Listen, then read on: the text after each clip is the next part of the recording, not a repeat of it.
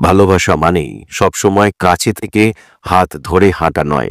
কেউ কেউ দূর থেকে তাকিয়ে থাকে, দেখে, অপেক্ষা করে। আর কিছু মানুষ তাদের ভালোবাসা প্রকাশ না করেও গোপনে এমন খেলা খেলতে পারে যা তার অজান্তেই কাউকে তীব্রভাবে আকৃষ্ট করে ফেলে। এই গল্পটা সেই খেলার। জলপাইগুড়ির এক ছোট্ট শহর। সন্ধে নামছে, লাইট পোস্টের আলো, চায়ের দোকানের ভিড় আর কলেজ ফেরত ছেলে মেয়ের দল। একজন চুপচাপ রহস্যময় ছেলে, কেউ তাকে খুব একটা চেনে না, কলেজে পড়ে, তবে নিজের জগৎ আলাদা। সব সময় হুডি পরে, একটা পুরনো ক্যামেরা নিয়ে ঘুরে বেড়ায়। আর নেহা, সবার প্রিয়, হেসে কথা বলে, গান গায়, সোশ্যাল মিডিয়ায় হিট। নীল নেহাকে পছন্দ করত, কিন্তু বলে উঠতে পারেনি। তবে সে জানত ভালোবাসা জোর করে হয় না। তাই ও সে খেলাটা খেলল, অদৃশ্য মনের খেলা। নীল জানত মানুষের মস্তিষ্কে কিছু অসাধারণ ফেনোমেনা কাজ করে। যেমন, এক, মানুষ অবচেতনভাবে সেই লোককে পছন্দ করে যে তার হাব ভাব নকল করে। নীল নেহার কথা বলা স্টাইল, হাঁটার ছন্দ, এমনকি সোশ্যাল মিডিয়ার ক্যাপশন পর্যন্ত খেয়াল করত।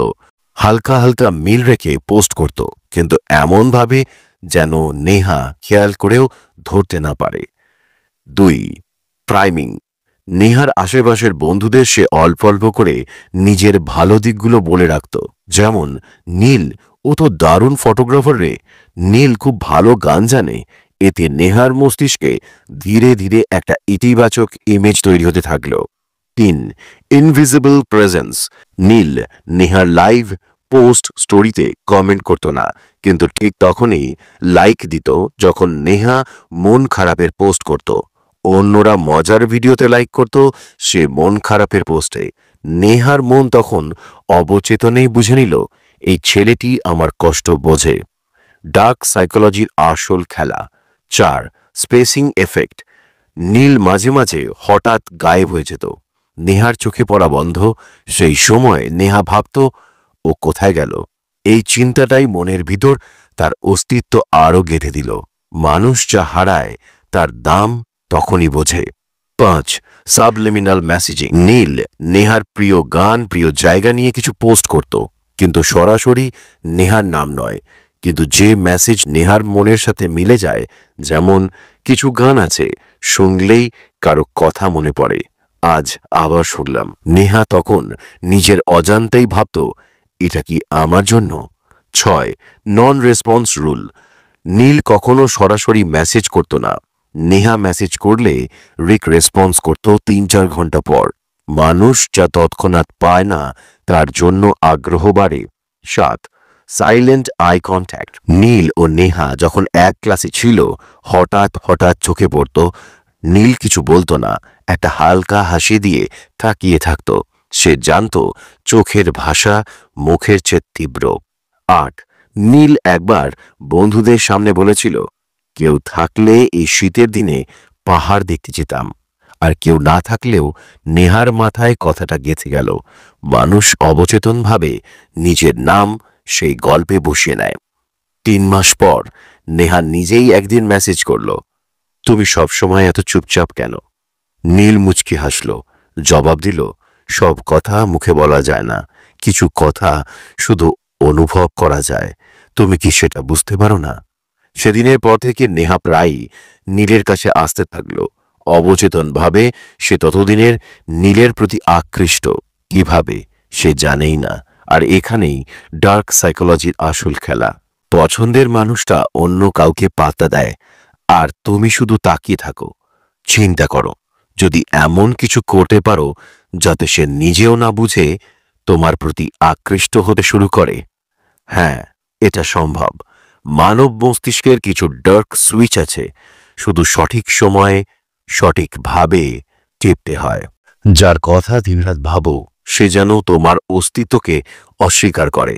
কিন্তু ভাবো তো, যদি তুমি কিছু না বলেও, কিছু না করেও একদিন হঠাৎ সে নিজেই তোমার প্রতি তীব্রভাবে আকৃষ্ট হয়ে পড়ে, এমনভাবে যেন তুমি তার মস্তিষ্কের প্রতিটা কোণে ঘুরে বেড়াচ্ছ। তবে হ্যাঁ, এটা কোনো টোটকা নয়, এটা হলো ডার্ক সাইকোলজির গা ছমছমে খেলা। আমি তোমাদের সাইকোলজিস্ট বন্ধু নীল। আমি তোমাদের বলবো 30টি ডার্ক সাইকোলজিক্যাল সিক্রেট যা কখনো কেউ বলে না, শেখায় না। কারণ এই সিক্রেটগুলো জানলে তুমি শুধু কারো মনে জিতে নেবে না, বরং তার চিন্তাও নিয়ন্ত্রণ করতে পারবে। সে বুঝতেই পারবে না কবে কখন তুমি তার মনের গভীরে বাসা বেঁধে ফেলেছ। এক, স্মৃতি বেঁধে ফেলা টেকনিক। প্রথমে দেখা হোক, তোমার পাশে এমন কিছু হোক যা গন্ধ বা শব্দ স্মরণ করায়। যেমন বিরল পারফিউম, নির্দিষ্ট কোনো গান। মস্তিষ্ক গান আর শব্দের সাথে স্মৃতি লিঙ্ক করে। 2, লুকোনো সাইলেন্স ফাঁদ। সবাই যখন ওকে লাইক কমেন্ট করে, তুমি করো না। মাঝে হঠাৎ একদিন কমেন্টে লেখো, সেটা অন্যরকম। মন তখন খোঁজ করবে এই ছেলেটা কোথায় গেল। 3, ডাবল মেসেজিং থিওরি। একই কথায় দুটো অর্থ। যেমন তোমার আজকের হাসিটা একটু অন্যরকম, কেমন যেন। সে নিজের মতো ব্যাখ্যা করবে, যা তার অবচেতনকে ব্যস্ত রাখবে। 4, হাফ ডিসক্লোজার গেম। একটা ব্যক্তিগত গল্প বলবে, কিন্তু পুরোটা বলবে না, বাকি রাখবে। মনের স্বভাব যা জানা হয়নি তা নিয়েই বেশি চিন্তা করে। 5, লেট রেসপন্স স্ট্র্যাটেজি। তুমি কখনো ওর মেসেজের সঙ্গে সঙ্গে উত্তর দেবে না, কখনো 10 মিনিট, কখনো 3 ঘন্টা। এই অনিশ্চয়তা মস্তিষ্ককে উত্তেজনা বাড়ায়। 6, গোপনে দেখা দে পলিসি। কেউ জানে না এমন জায়গায় হুট করে তার আশেপাশে হাজির হও, কিন্তু সরাসরি কথা বলবে না, মনের মধ্যে প্রশ্ন তৈরি করাবে। 7, রেডিও সাইলেন্স ট্রিক। একটু ভালোবাসা, তারপর হঠাৎ নীরবতা। এই ওঠানামা মানুষের মনকে নেশায় ফেলে দেয়। 8, আনস্যাটিসফ্যাক্টরি ক্লোজার থিওরি। কোনো কথা শেষ না করে চলে যাও। যেমন, তোমাকে একটা কথা বলবো, পরে বলবো। অমীমাংসিত ব্যাপার মানসিক চাপ বাড়ায়। 9, হিডেন কমপ্লিমেন্টস। সবার সামনেই বলবে না, অল্প অল্প ইঙ্গিতে প্রশংসা করবে। কেউ না জানুক, সে জানবে এটা শুধু তার জন্য। 10, একটা পুরনো গানকে পুরনো গল্পের সাথে এমনভাবে আটকে দেবে যাতে সে পুরনো স্মৃতি মনে করে, যার মধ্যে তুমিও থাকবে। 11, ডিসরাপটিভ কমপ্লিমেন্ট। যেমন, তুমি তো আগে এমন ছিলে না, এখন তো দেখি বদলে গেছো। এতে সে ভাবতে বাধ্য হবে, কিভাবে, কেন। 12, কাউন্টডাউন ডিসকানেক্ট গেম। 3 দিন টানা গল্প করো, তারপর 5 দিন যোগাযোগ বিচ্ছিন্ন। মনের কৌতূহল পাগল হয়ে যাবে। 13, copy and paste body language. ওর হাসি, কথার ধরন, হাঁটা স্টাইল অল্প করে নকল করবে। মস্তিষ্ক অবচেতনেই টান অনুভব করবে। 14, মাইক্রো স্মাইল হ্যাক। দূর থেকে চোখে চোখ পড়লে হালকা হাসবে, নতুন করে কথা বলার কারণ তৈরি হবে। 15, দ্য লাস্ট নাম টেকনিক। কথার মধ্যে তার নামটা বারবার ব্যবহার করো, নাম শুনলেই মস্তিষ্ক সাড়া দেয়। 16, এক্সপেকটেশন ক্রাশ। যখন সে ভাববে তুমি একটা কাজ করবে, ঠিক তখন অন্য কিছু করো। মস্তিষ্কের কনফিউশন তাকে টানবে। 17, ইফ আই ওয়াজ ডায়লগ। তোমার জায়গায় যদি আমি হতাম, জানো, সে ভাবতে বাধ্য হবে। 18, unfinished plan.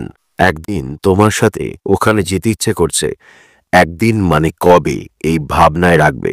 19, slow poison theory.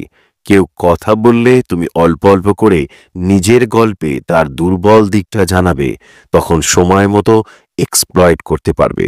20, half truth confession. কিছু না বলা কথা, কিছু বলা কথা, যেমন তোমার জন্য থাক, পরে বলবো, এই ধরনের কথা। 21, সাবলিমিনাল ওয়ার্ডস। কথার মধ্যে বিশ্বাস, আপন, বিশেষ শব্দ চালিয়ে দেবে। মস্তিষ্ক এমন শব্দে কানেকশন পায়। 22, সাইলেন্ট ফ্লার্টিং। হাসি, তাকানো, কথা না বলে বোঝানো, বডি ল্যাঙ্গুয়েজ দিয়ে আগ্রহ তৈরি করো। 23, best version of you trick. তুমি আসলে জানো না তুমি কত অসাধারণ। এই ধরনের কথা বললে সে ভাবতে বাধ্য হবে আসলেটা কি। 24, মুড সুইং কন্ট্রোল। আজ এক কথা, কাল অন্য কথা। মনের ভারসাম্য নষ্ট হবে, তখনই সে ঝুঁকবে।